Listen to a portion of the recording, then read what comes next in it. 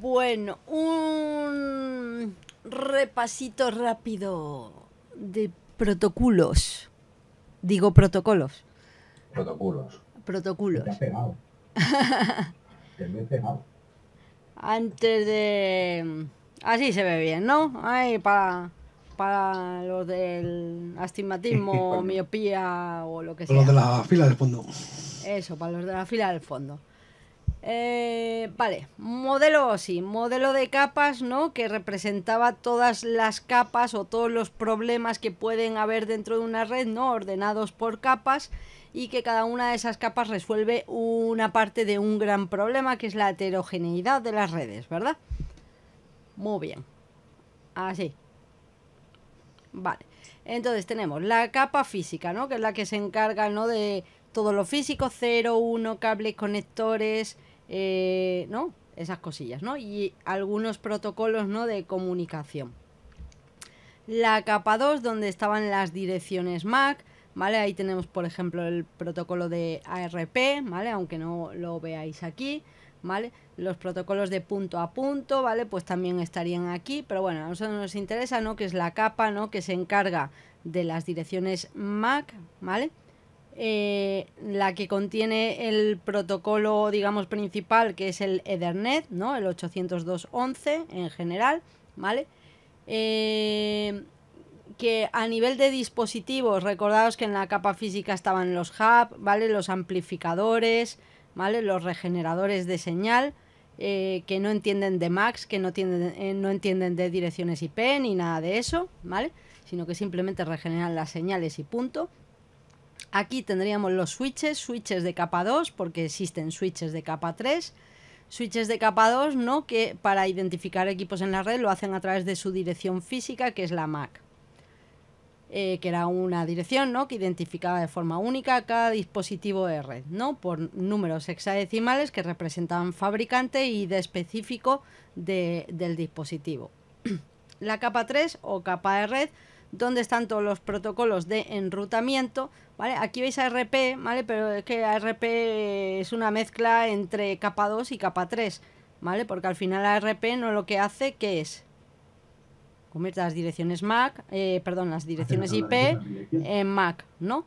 Entonces hace uso de las MAC, ¿no? Que están en capa 2, y hace uso de las direcciones IP que están en la capa 3, ¿vale? Entonces está ahí entre guarro y marrano, ¿vale? Entre medias de los dos. Aquí fundamentalmente tenemos el protocolo IP, aparte de otros protocolos de enrutamiento, y como dispositivos, ¿no? Aquí tendríamos los routers y los switches de capa 3, ¿no? Que hacen uso de las direcciones IP y que se encargan, ¿no? Los routers del direccionamiento.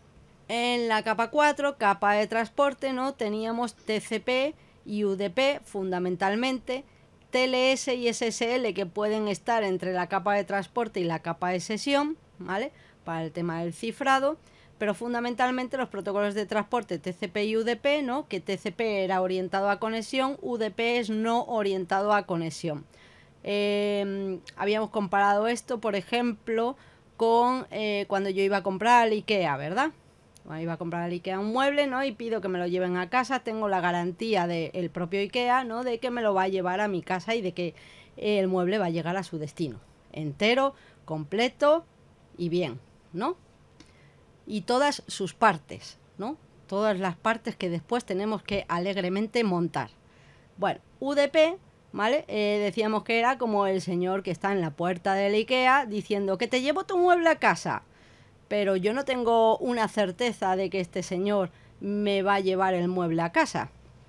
Puede que sí, puede que no, ¿vale? Si el mueble no llega, pues quizás no tengo dónde reclamar, porque ese señor no tiene una ubicación física, no tiene una empresa, no tengo dónde ir, ¿no?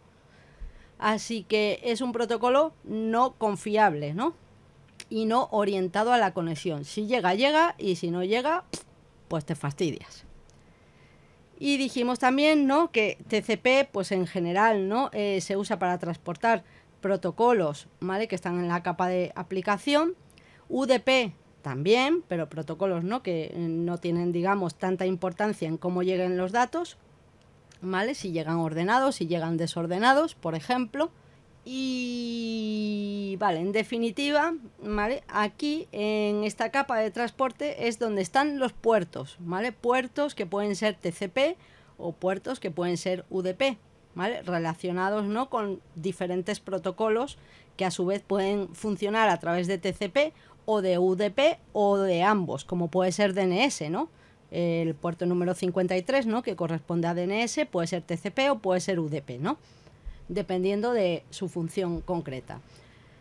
Después tenemos la capa de sesión, ¿vale?, donde se hace el establecimiento de sesión, ¿vale?, y donde, bueno, parte del cifrado, ¿vale?, también se hace aquí.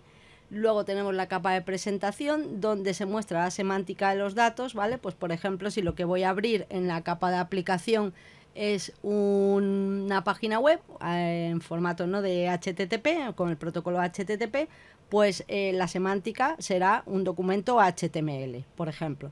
Si lo que voy a abrir en la capa de aplicación es un documento de Word, ¿vale?, la semántica es su extensión de archivo, doc, docx, ¿vale?, o lo que sea. Y finalmente la parte, ¿no?, que está más cercana al usuario, ¿no?, que son los protocolos que propiamente va a usar el usuario, ¿no? Pues como puede ser HTTP, como puede ser DNS, como pueden ser los de correo electrónico, FTP, ¿vale?, Telnet, SSH, etcétera, etcétera, etcétera, etcétera, los miles y millones de protocolos que hay. Bueno, pues eso por un lado. ¿Por qué contaba yo esto? Pues porque luego, ¿verdad?, tenía relación con lo que vamos a ver en Wireshark. Siguiente cuestión, ¿vale? Entender algunos de los protocolos y sus cabeceras, porque esta es la información que yo después me voy a encontrar en Wireshark, ¿no?, que es un analizador de protocolos o un sniffer de red, como más os guste llamarlo. Vale, entonces, por ejemplo, aquí tenemos la cabecera de UDP, ¿vale?, que nos dice que contiene los puertos de origen de destino, la longitud del datagrama, ¿vale? Aquí tenéis los numeritos expresados en bytes para que sepáis lo que ocupa cada uno de estos campos, ¿vale? El checksum, ¿vale?, para controlar errores y los datos que se envían propiamente aquí. UDP, ¿no?, es un protocolo que se usa en particular para hacer, por ejemplo, transferencias de vídeo en streaming, ¿no?, y estas cosas, donde no importa tanto, ¿vale?, que los paquetes lleguen ordenados en una secuencia concreta. El siguiente que tenemos, ¿vale? Esto sería la cabecera de ¿quién? De nadie. De TCP, ¿vale? La cabecera de TCP. Vale. Como ambos están en la capa de transporte del modelo OSI, ¿vale?, y ambos se encargan de los puertos, entre otras cosas, ¿no?, pues tenemos puerto de origen, puerto de destino. Aquí tendremos un número de secuencia que va a especificar el orden, ¿vale?, de los paquetes, un acuse de recibo, la longitud de cabecera, un espacio reservado, ¿vale? Y aquí una parte importante que tenemos, que son las flags, ¿vale? Urgente, la de la CK, ¿vale? El push, reset, sin y fin, ¿vale? Urgente para enviar los datos de forma urgente, ACK, ¿no?, para enviar una confirmación de que se ha recibido un paquete anterior, el push para forzar el envío de los datos, el reset para resetear una conexión, sin para establecerla, fin para finalizarla. Y estas flags podían estar a 0 o a 1 dependiendo de si están a 0 desactivadas, a 1 si están activadas. Luego el tamaño de la ventana o window, ¿vale?, que sería el tamaño máximo, ¿no?, de información que vamos a enviar. Una suma de verificación o un puntero urgente, ¿vale?, si se ha establecido la flag de urgente a 1, y luego aquí, ¿vale?, pues serían los datos. ¡Ay, que me voy por ahí! Vale. Aquí tendríamos una cabecera de DNS, ¿vale? Entonces nosotros vamos a hacer unas peticiones, ¿no?, a DNS, y el servidor nos va a devolver unas respuestas. ¿Qué peticiones a DNS puedo hacer? Pues puedo preguntar, ¿vale?, acerca de los registros DNS, ¿vale? Registros DNS teníamos A, teníamos 4 A's, ¿no? Teníamos el NS, Name Server, teníamos el Canonical Name, CNAME, ¿vale? Teníamos el registro de autoridad SOA, ¿vale? teníamos ptr punteros, ¿vale? Un registro que se llama any, que solicitar todos los demás, ¿vale? Y tenemos AXFR, ¿vale? Que son las transferencias de zona. Bueno, teníamos los ficheros de zona, que es donde se almacena la información de DNS, ¿no? Y de las direcciones IP, ¿no? Que se resuelven, o sea, de los dominios que se resuelven a una determinada dirección IP y están almacenados en un fichero que se llama fichero de zona, ¿vale? Con el cual yo podía hacer una transferencia de zona, que es enviar ese fichero, ¿no? A otro servidor DNS. Cosa, ¿no? Que debería evitarse, ¿no? Y que nuestro servidor, ¿vale? Pues cuando generamos ahí el servidor DNS, ¿vale? Pues tiene por ahí unas opciones para no permitir estas transferencias de zona, ¿vale? O bien para permitirlas a subdominios que pertenezcan a mi dominio, ¿vale? Cuando estaba haciendo una solicitud de tipo A, ¿vale? Estaba solicitando una dirección IPv4, ¿vale? Cuando estaba haciendo una de 4As, ¿vale? Estaba haciendo una solicitud de IPv6, ¿no? Esto hemos dicho que era el name server, ¿no? Name server o el nombre del servidor. A ver si lo pongo en español, en inglés o en qué, ¿vale? Este es el canonical name, ¿vale? Esto hemos dicho que es registro de autoridad, el puntero, ¿vale? Estos serían todos los registros, ¿vale? Y esto sería, ¿vale? Los ficheros de zona, ¿vale? Y en particular a XFR, ¿vale? Pues hace referencia a las transferencias de zona. Os recuerdo también, ¿vale? Que si buscamos DNS por aquí en la maravillosa Wikipedia, nos hace una maravillosa explicación de cómo funciona DNS, de cuáles son las jerarquías, ¿vale? De los dominios y demás, ¿vale? Y por aquí también pues explica un poquito más abajo, ¿vale? Los tipos de registros, ¿no? Y las peticiones, ¿no? Que yo puedo hacer. Vale. Tiki tiki, tiki tiki. Pues por aquí. Bueno. El siguiente, ¿vale? Sería el establecimiento de conexión, ¿vale? O la comunicación con el protocolo TLS. Y recordaros, ¿no? Que cosas que yo veré en WireSat, en los diferentes paquetes, ¿no? Que envío y que recibo, ¿vale? Es el client hello, ¿no? Cuando le estoy diciendo al servidor, ¿vale? Los tipos de cifrado que uso, ¿no? Y que quiero cifrar mis comunicaciones. El server hello, donde el servidor me dice, ah, pues sí, mira, yo uso, por ejemplo, la misma versión que usas tú de TLS, la 1.2. Venga, pues vamos a conversar en este idioma, ¿vale? Me envía sus tipos de cifrado, sus métodos de compresión, ¿vale? Y me envía su certificado público. Certificado público, ¿vale? Que yo tengo que verificar ante una autoridad de certificación, ¿vale? Para saber si es el correcto y si ese servidor realmente es quien dice ser, ¿vale? Y por tanto la conexión será segura. Cuando me manda el server hello y me manda toda esa información, también me manda el server hello done, ¿vale? Y después se hace un intercambio de claves, ¿vale? Hasta aquí son claves públicas. A partir de aquí lo que intercambian es una clave privada que van a usar para después cifrar el resto de la información. Sabemos que existen unos algoritmos, ¿no? De clave pública, que existen unos algoritmos de clave de clave privada, ¿vale? O clave secreta. Bueno, pues ahí en el WireSat nosotros tendremos que ver, ¿vale? Pues en la parte del server hello, ¿vale? Y de cuando me manda el certificado público, esos certificados de esos algoritmos, perdón, de clave pública, y después tendremos que ver algoritmos de clave privada. Bueno, una vez que finaliza todo este intercambio de claves, ¿vale? Y demás, ¿vale? Pues ya a partir de ahí en WireSat veremos unos paquetes que pondrán application data, ¿vale? Donde la información ya va a estar cifrada. Bueno, pues será el funcionamiento, ¿no? de TLS, más o menos. Después, el protocolo ICMP, ¿no? Que en particular, ¿no? Me servía, ¿no? ¿Para qué? ¿Para qué me sirve? Para ver si tengo conectividad, ¿no? Entre dos máquinas, por ejemplo, ¿no? Y otras cuestiones. Bien. Esto es una cabecera ICMP, donde tengo un tipo, un código, que son unos numeritos, ¿vale?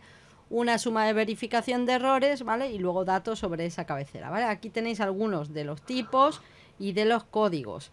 Y volviendo aquí a la Wikipedia, ¿verdad? ¿Dónde estoy? Aquí. Vale, pues si busco aquí ICMP, ¿vale? Y vamos a la amada Wikipedia, ¿verdad? Pues aquí me explica el funcionamiento, bien, más o menos del protocolo, aunque lo suyo sería ver la RFC asociada a este protocolo, que es mucho más detallado. Y aquí pues veo los diferentes mensajes, ¿no? Que se pueden enviar, las diferentes respuestas que puedo recibir, ¿no? Cuando un paquete no llega a su destino y por tanto no tengo conectividad, ¿no? Con el equipo remoto. Y por tanto, ¿vale? Pues los tipos y los códigos que hacen referencia a esos mensajes, ¿no? Que me puede dar ICMP. Y que igualmente, pues a través de estos códigos, tipos, ¿vale? Y demás, ¿vale? Pues yo puedo identificar esa información en Wireshark, ¿vale? Y luego tendríamos, por ejemplo, por poner algunos, ¿vale? Porque lógicamente hay muchos, las cabeceras de HTTP, ¿vale? En la página esta de Mozilla, ¿vale? Pues explica muy bien todas las cabeceras, ¿vale? Pero por ejemplo en Wireshark nos podemos encontrar cosas como esta, ¿no? Como que un equipo cliente hace una petición GET a una determinada página indicando el protocolo de HTTP que usa, ¿vale? Indicando su nombre del host, indicando el user agent, ¿no? Que serían los navegadores que tiene y el sistema operativo que gasta este equipo, ¿vale? Los tipos de formatos que acepta, ¿vale? Pues texto, imágenes, aplicaciones, las que sean, ¿vale? Pueden ser varias cosas.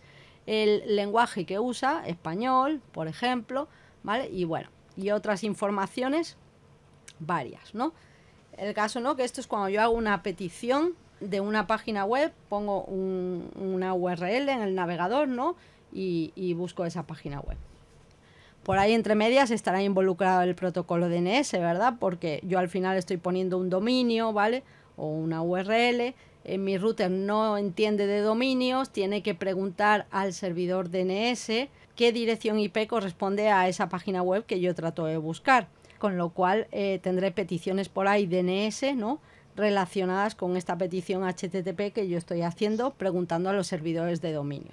Bueno, esto pues más o menos es más de lo mismo, luego lo vemos ahí más en detalle, ¿vale? Pero informaciones varias que yo podía encontrar aquí que me podían ser de interés sería, por ejemplo, el tipo de servidor que esté usando, ¿no? Y su versión para después buscar vulnerabilidades, ¿vale? Que pudiera tener este servidor y buscar exploits, por ejemplo, en la página de ExploitDB, si existieran para este tipo de servidor y su versión.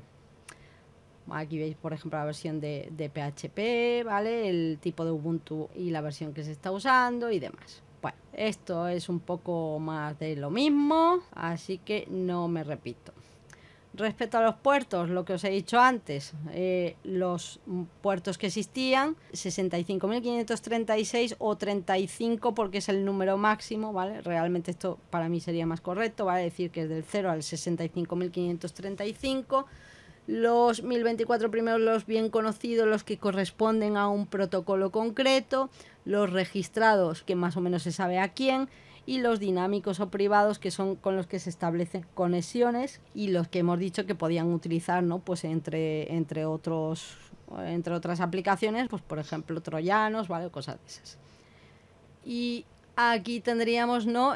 Un poco cómo funciona esto de los puertos, ¿no? Es decir, cuando esta máquina se quiere conectar por el protocolo que sea con este servidor, lo que va a abrir es un puerto, que es un puerto aleatorio, y si esta máquina lo que va a hacer es conectarse, por ejemplo, a un servidor FTP, en el servidor se abrirá el puerto 21. Mi máquina abre un puerto aleatorio, el servidor abre el puerto 21.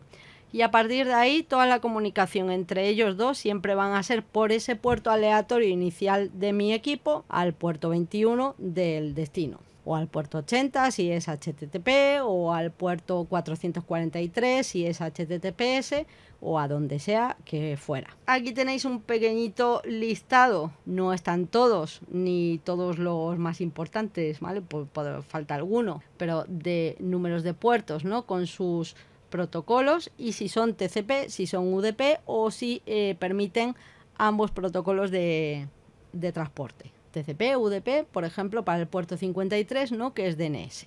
Entonces, por ejemplo, aquí algunos que conocemos o que deberíamos de conocer, y ahí lo dejo, pues el 20 y 21 para FTP, el 20 para los datos, el FTP para los comandos de control, 25 para lo que es envío de correo electrónico a través del protocolo SMTP, 110 y 143 para recepción, ¿vale? Los tendremos por ahí más abajo, ¿no? De correo electrónico. 53 ya hemos dicho DNS, TCP y UDP a la vez. Luego, por ejemplo, para DHCP, ¿no? El protocolo que nos permite asignar direcciones IP de forma automática a los equipos, ¿no? Sin que yo tenga que configurar nada, pues son 67 y 68. Aquí tenéis el 80, ¿no? El de HTTP, 110 para el POP3, 123, por ejemplo, para el protocolo de tiempo, 137, 38, 39, ¿vale? Y podríamos decir el 445, ¿vale? Para el tema de NetBIOS, ¿vale? Y SMB, respectivamente. 143 IMAP, ¿no? Que es recepción de correo electrónico, ¿vale? Es IMAP 4, ¿vale? La versión. Y bueno, y etcétera, etcétera, etcétera, etcétera, y muchos más que hay, ¿vale? Que no están reflejados en esta tabla, ¿no?